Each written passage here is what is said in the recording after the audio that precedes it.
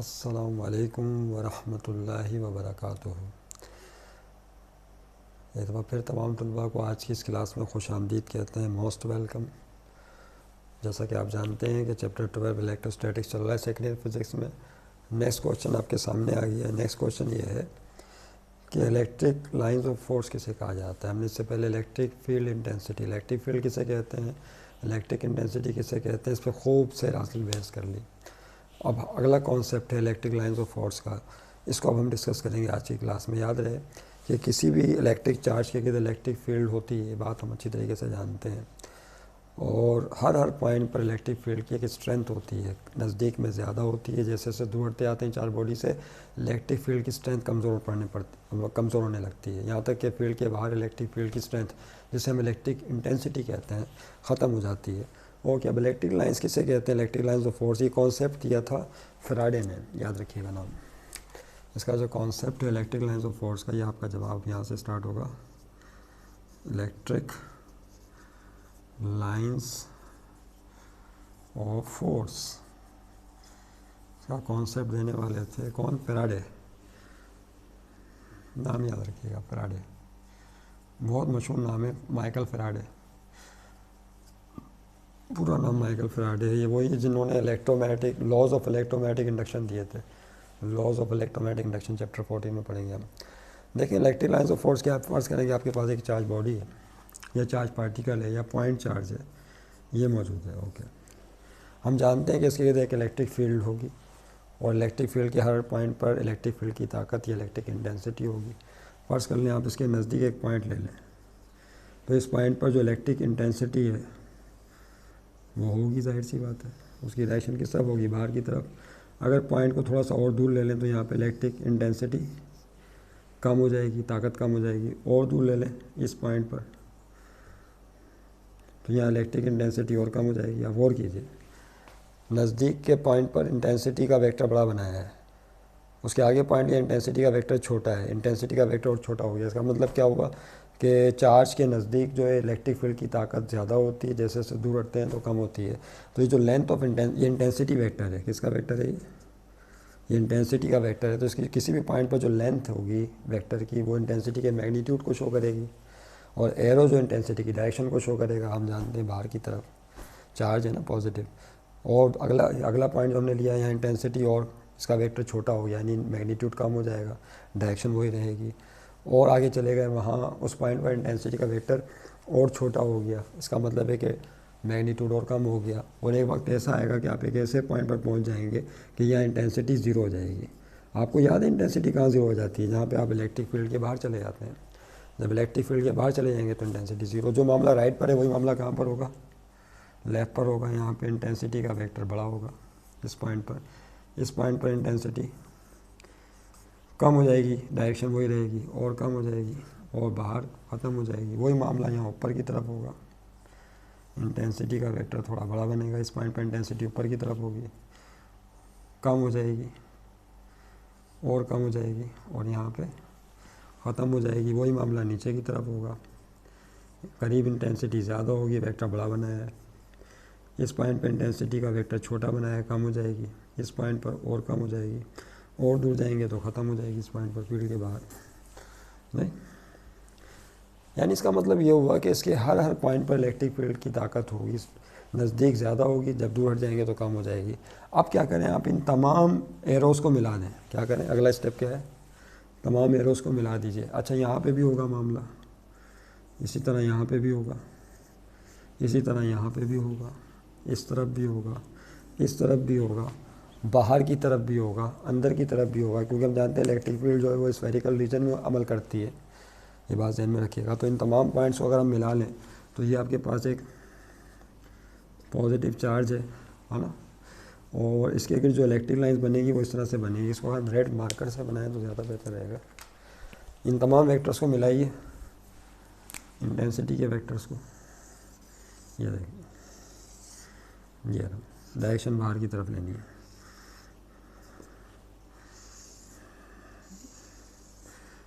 Direction कहाँ लेनी, बाहर की तरफ। इस तरह यहाँ पे भी होगा, यहाँ पे भी होगा।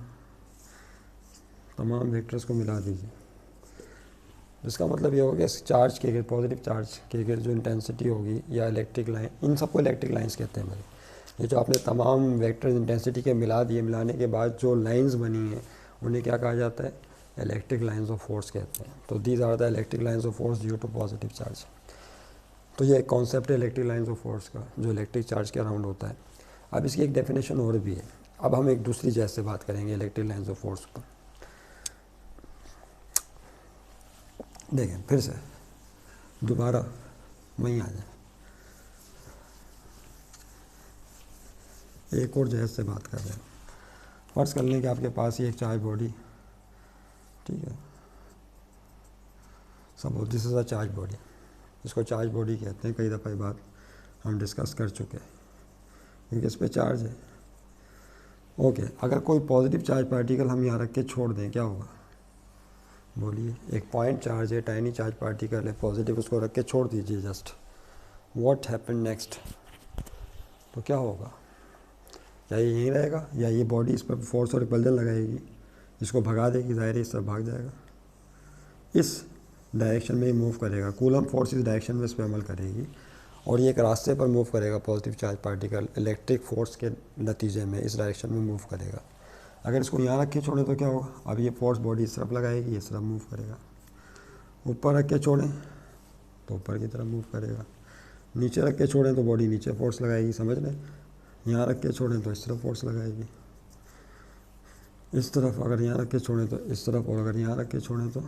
इसका मतलब क्या हुआ कि इलेक्ट्रिक फील्ड के अंदर if a charge particle is free to move then the path acquired by the charge particle called electric lines of force. बहुत आसान डेफिनेशन है कि अगर किसी चार्ज पार्टिकल को इलेक्ट्रिक फील्ड में आज़ादाना हरकत करने का मौका दिया जाए तो जिन खतूत पर, जिन लाइंस पर वो मूव करेगा, उन लाइंस को, उन रास्तों को, उस रास्ते को इलेक्ट्रिक लाइन ऑफ फोर्स कहते हैं। डेफिनेशन लिख लें, यहाँ रख के छोड़ें तो इस तरफ मूव करेगा नहीं, तो ये सारी इलेक्ट्रिक लाइंस ऑफ फोर्स, ये वो रास्ते हैं कि जिनमें चार्ज पार्टिकल मूव कर रहा है, तो ये सारे रास्ते इलेक्ट्रिक लाइंस ऑफ फोर्स हैं। If definition, if a charge particle, या पॉइंट चार्ज भी कहते हैं, या टेस्ट चार्ज भी कहते हैं, यूनिट पॉजिटिव चार्ज भी कहते हैं, is free to move inside the electric field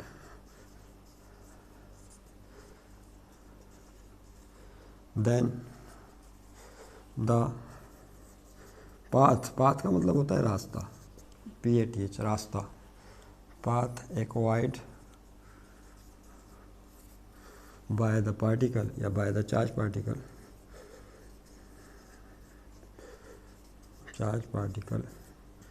is called लिख लें क्योंकि एक से ज़्यादा भी हो सकते हैं ना, called electric lines of force. क्या कहेंगे इसे, इलेक्ट्रिक लाइंस ऑफ फोर्स। अब ज़ाहिर एक से ज़्यादा होती हैं तो लाइंस लगा दें। तो आपने देखा कि ये इलेक्ट्रिक लाइंस ऑफ फोर्स कहलाती हैं। अब हम मुख्तलिफ चार्जेस की इलेक्ट्रिक लाइंस ऑफ फोर्स बनाएंगे, तो कॉन्सेप्ट सामने आ गया। सबसे पहले पॉजिटिव की तो हमने बना ली थी, ये सेंटर का नाम है हमारे, the new times collegiate, Karachi में मौजूद है ये। कराची में मौजूद है, इसका नंबर भी हमने लिख दिया था। अगर पॉजिटिव चार्ज होता है उस तरह से तो उसके कहते इलेक्ट्रिक लाइन ऐसे बनेंगी, ये ना, ये इस तरह से बनेंगे बाहर की तरफ। तो these are the electric lines due to positive charge. अभी बताए, डिस्कशन हो चुकी है इस पर। पॉजिटिव चार्ज की इलेक्ट्रिक लाइंस बाहर की तरफ हैं, स्ट्रेट रास्ते हैं ये। और अगर ये निगेटिव हो, क्या कैसा हो पार्टिकल, निगेटिव हो तो क्या होगा, तो उसके गिर्द भी इलेक्ट्रिक लाइंस और रास्ते बिल्कुल ऐसे ही होंगे। तो फ़र्क किस चीज़ का होगा फिर, बोलिए। फ़र्क ये होगा कि पॉजिटिव की इलेक्ट्रिक लाइंस की डायरेक्शन बाहर की तरफ ली जाती है, नेगेटिव की इनसाइड ली जाती है। तो इलेक्ट्रिक लाइंस की डायरेक्शन किस तरफ होगी, अंदर की जानिब होगी। नहीं, ये फ़र्क है। अब इसको यूँ समझ लें आप कि अगर कोई पॉजिटिव चार्ज पार्टिकल इसके सामने आ जाए तो ये कहाँ भागेगा, बाहर की तरफ। इसलिए पॉजिटिव चार्ज, ये पॉजिटिव पॉजिटिव पर दफ़ा की कुव्वत बाहर की तरफ लगाएगा, तो लाइंस पॉजिटिव की बाहर की तरफ है। लेकिन अगर नेगेटिव के सामने कोई चार्ज पार्टिकल आ जाए तो नेगेटिव क्या करेगा, भगाएगा, इलेक्ट्रिक फोर्स के नतीजे में इसको अट्रैक्ट करेगा। यस, अट्रैक्ट करेगा, negative charge attract the positive charge, तो ये चार्ज पार्टिकल इसकी तरफ भागेगा पॉजिटिव, क्योंकि रेफरेंस के तौर पे हमेशा हम पॉजिटिव चार्ज पार्टिकल लेते हैं, याद रखिएगा, हालात कुछ भी रहे हों। इसलिए इलेक्ट्रिक लाइन की डायरेक्शन अंदर की तरफ होगी। यहाँ रखेंगे पॉजिटिव चार्ज तो इधर भागेगा, यहाँ रखेंगे, यानी कहीं भी रख दें, पॉजिटिव चार्ज को नेगेटिव अपनी तरफ अटैक करेगा, हर तरफ से समेटने की कोशिश करेगा अंदर की तरफ। ओके और अच्छा, अगर ये पॉजिटिव और नेगेटिव तो अलग अलग थे, अगर आमने सामने करीब रख दिया जाए तो अब दोनों की लाइनें एक दूसरे पर ओवरलैप करेंगी और एक शक्ल बनाएंगी, शेप बनाएंगी। देखें कैसी होगी अगर ये आमने सामने combination, intensity due to positive charge, electric line due to positive charge, electric line due to negative charge. अब electric lines due to the combination of opposite charges, नहीं, ये कैसे बनाएंगे, देखें ये पॉजिटिव ले लें और इसके सामने किसे ले लें, नेगेटिव को ले लें। ओके, अभी आमने सामने आ गए तो दोनों की लाइनें आपस में गड़बड़ कर जाएंगी, यानी इस तरह की सिचुएशन होगी, तवज्जो रहे। ये पॉजिटिव से लाइंस निकलेंगी और किसमें नेगेटिव, यानी ये एक लाइन नहीं है, दो हैं, ये डबल एरो बन रहे हैं, एक लाइन के ऊपर आपने डबल एरो बनाया है, तो ये पॉजिटिव का एरो बाहर की तरफ इलेक्ट्रिक लाइन और नेगेटिव ये इलेक्ट्रिक लाइन अंदर की तरफ, एरो अंदर की तरफ है, तो दोनों लाइन एक दूसरे पर ओवरलैप कर रही हैं। इस तरह का मामला होगा, नहीं,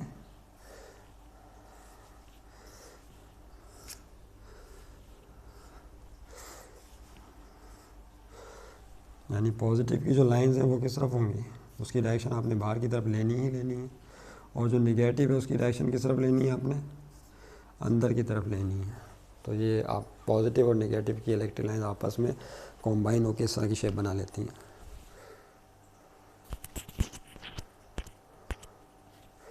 ओके, पॉजिटिव और नेगेटिव लाइन आपस में इस तरह की शेप बनाएंगी और एक दूसरे पर ओवरलैप कर रही हैं, और इससे ये एक भी तासुर मिल रहा है कि दोनों पार्टिकल एक दूसरे को अटैक करने की कोशिश कर रहे हैं।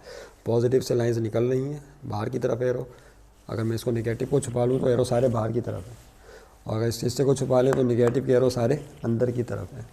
तो इस तरह से भी आप समझ सकते हैं। तो these are the electric lines of force due to the combination of opposite charges. Okay, अच्छा, अगर सेम चार्जेस आमने सामने तो फिर इलेक्ट्रिक लाइंस कैसी हो जाएंगी, आपस में उनके एक दूसरे पर असर डालने की वजह से। तो अगर एक पॉजिटिव हो और दूसरा भी आप क्या ले लें, पॉजिटिव ही ले लें, दोनों पॉजिटिव चार्ज पार्टिकल्स हैं, ये पॉजिटिव चार्ज बॉडीज़ हैं, फेस टू फेस हैं, तो अब क्या होगा, दोनों एक दूसरे को दफ़ा करते हैं, तो अब इनकी इलेक्ट्रिक लाइन देखें ऐसे बनेंगी। बहुत ही इंटरेस्टिंग बात हो जाएगी, इनकी इलेक्ट्रिक लाइंस ऐसे बनेंगी, तवज्जो रहे।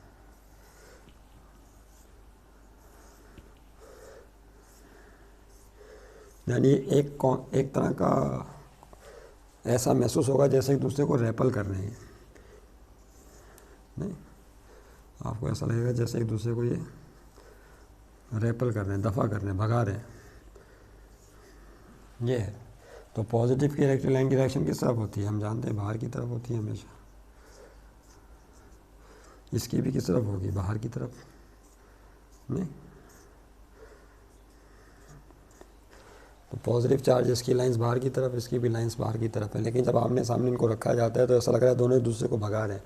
और हम जानते हैं कि same charges REPL each other, कि सेम चार्जेस पॉजिटिव पॉजिटिव हो या निगेटिव निगेटिव, एक दूसरे के ऊपर रेपल फोर्स और रिपल्जन लगाते हैं, यानी लाइन एक दूसरे को ऐसा लगता है कि जैसे भगाने की कोशिश कर रही हैं, दफ़ा की कुव्वत लगा रही हैं।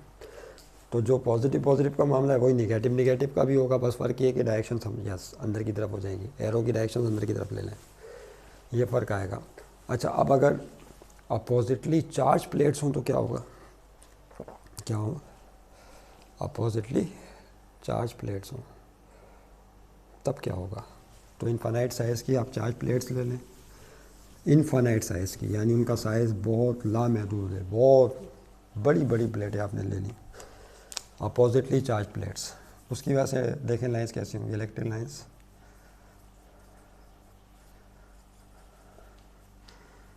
ड्यू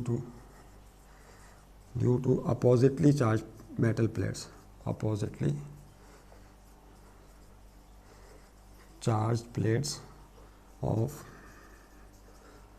इनफाइनाइट साइज़, यानी इनका जो साइज़ है वो इनफाइनाइट है, यूँ समझ लें, ला में जो साइज़ है। ओके, देखिए इसको ऐसे बनाएंगे। या आप दो प्लेटें बनाई, सा कैपेसिटर में नहीं होती प्लेटें, यस, ये एक पॉजिटिव प्लेट बनाई, उसके सामने एक प्लेट और बना लें।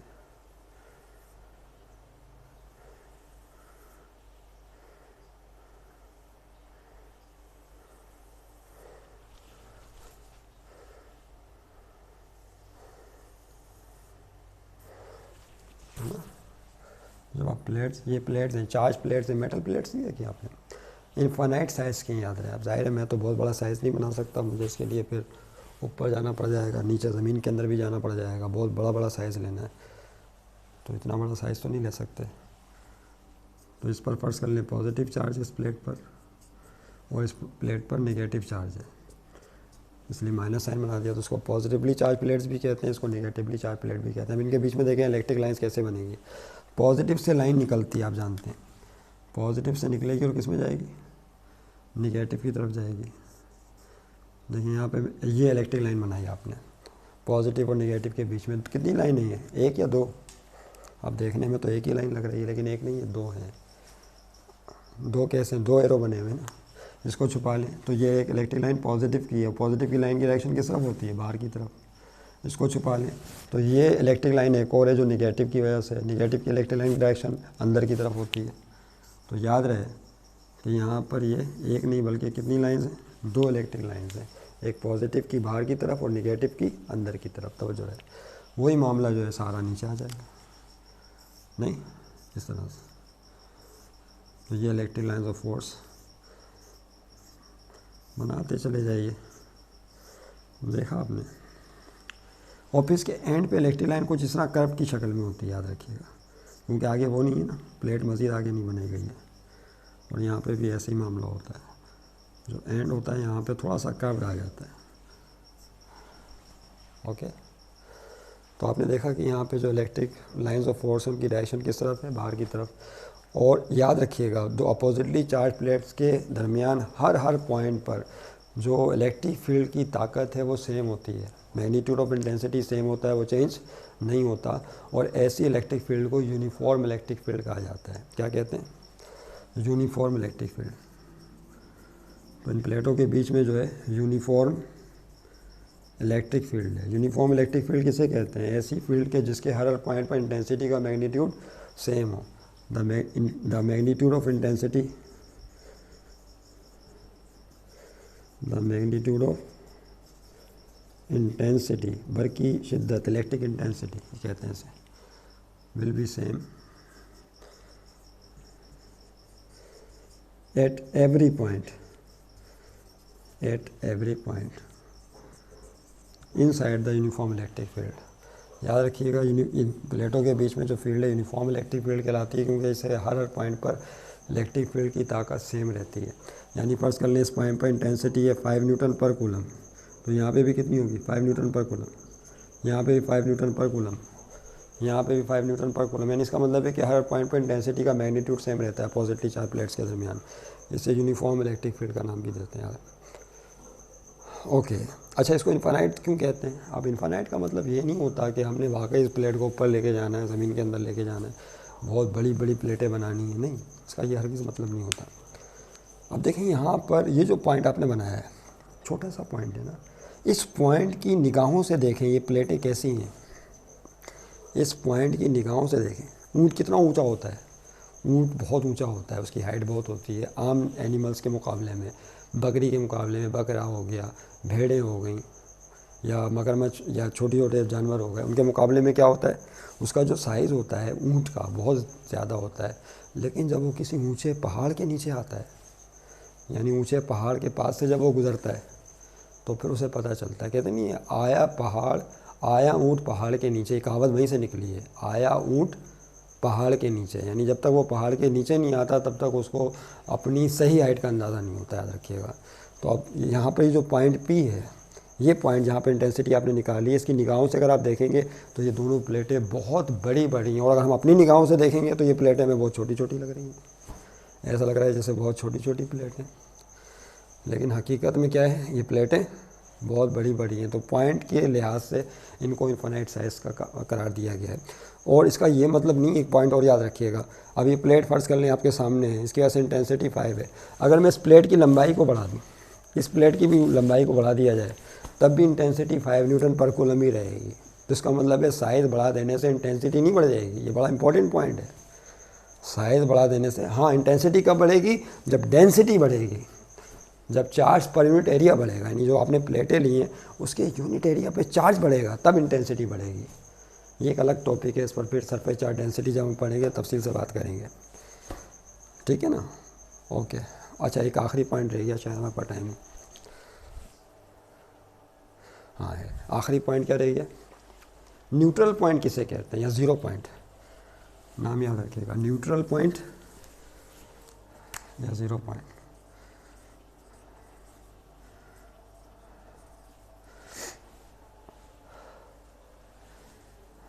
Neutral,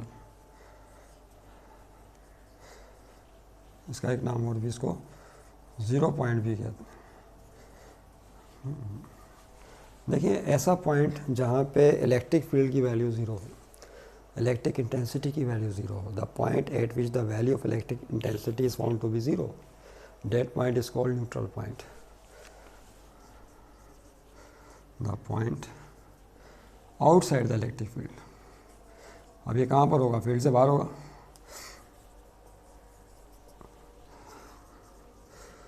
outside the electric field, where value of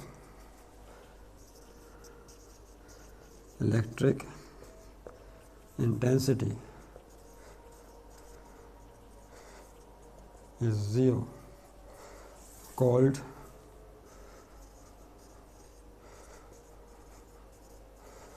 neutral point. क्या कहते हैं इसे, न्यूट्रल पॉइंट कहते हैं। अगर आप फील्ड के बाहर चले जाएंगे तो फील्ड के बाहर जितने भी पॉइंट हैं सारे न्यूट्रल पॉइंट कहलाते हैं, क्योंकि वहाँ पे इंटेंसिटी की वैल्यू ज़ीरो होती है, या पोटेंशियल एनर्जी भी ज़ीरो होती है। इस सेंस में भी आप बोल सकते हैं क्या, कि जो पोटेंशियल एनर्जी है वो ज़ीरो होती है, तो उसको न्यूट्रल पॉइंट कहते हैं। खैर, इस पर फिर हम बाद में बात करेंगे जब वो पोटेंशियल वाला टॉपिक स्टार्ट होगा तफसील से। तो न्यूट्रल पॉइंट इस सेंस में यहाँ पर लिया गया है कि जहाँ इलेक्ट्रिक फील्ड की वैल्यू क्या हो जाए, ज़ीरो हो जाए, उसको न्यूट्रल पॉइंट कहते हैं। बाज़ औक़ात ऐसा भी होता है, हाँ यार, ज़ीरो पॉइंट में हटा दूँगी वरना आप परेशान हो जाओगे जब वहाँ पढ़ेंगे। न्यूट्रल पॉइंट नाम याद रखिएगा। ये आउटसाइड को बिड़ा, मैं दोबारा डेफिनेशन लिख रहा हूँ, द पॉइंट, वो मिक्स हो जाएगा वरना टॉपिक आपस में, फिर उसको समझने में मुश्किल हो जाएगी। The point at which value of intensity is zero, called neutral point. इसको न्यूट्रल कहते हैं, बस इतनी बात याद रखें, उसको न्यूट्रल पॉइंट कहा जाता है। ठीक है, तेज़ी के साथ एक बात कर लेते हैं। फर्ज कर लें पॉजिटिव चार्ज प्लेट, ठीक है, इसके सामने भी आपने पॉजिटिव चार्ज प्लेट ही रख दी, यानी ये भी पॉजिटिव है और ये भी पॉजिटिव है।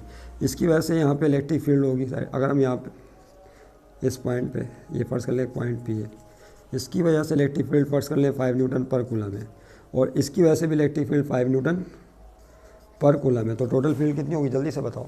क्या 5 और 5 10 हो जाएगी? नहीं, ज़ीरो हो जाएगी। क्यों ज़ीरो क्यों होगी? क्योंकि यहाँ पर ये जो पॉजिटिव चार्ज प्लेट है, इसकी इलेक्ट्रिक फील्ड की डायरेक्शन किस तरफ है, इस जानिब, और इसकी डायरेक्शन इस जानिब, क्योंकि पॉजिटिव की डायरेक्शन बाहर की तरफ होती है। तो दोनों के मैग्नीट्यूड सेम है, 5 5, तो प्लस नहीं हो गया बल्कि क्या होगा, माइनस होगा, क्योंकि इंटेंसिटी एक वेक्टर क्वांटिटी है।